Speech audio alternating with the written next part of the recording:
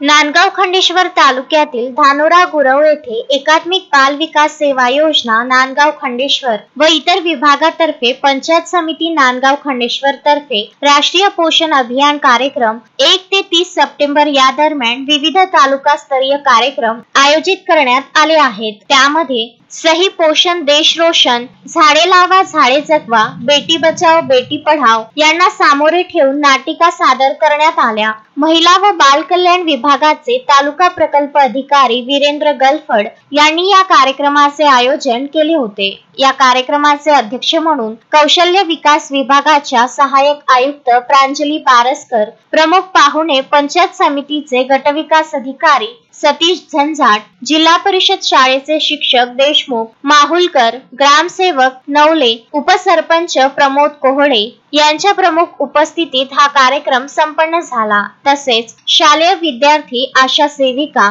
अंगणवाडी सेविका, अंगणवाडी मदतनीस यांनी ताज्या घडामोडींवर नाटिका सादर करून दाखविल्या। किशोरवयीन मुलींना योग्य असे मार्गदर्शन करण्यात आले। त्यांच्या पोषणाविषयी दक्षता कशी घ्यावी, त्यांना विविध प्रश्न विचारून त्यांना बोलके करण्यात आले। या प्रसंगी धानोरा गुरव येथील इतरही मंडळी मोठ्या प्रमाणात उपस्थित होते। उमेश चौकडे, विदर्भ न्यूज, नांदगाव खंडेश्वर।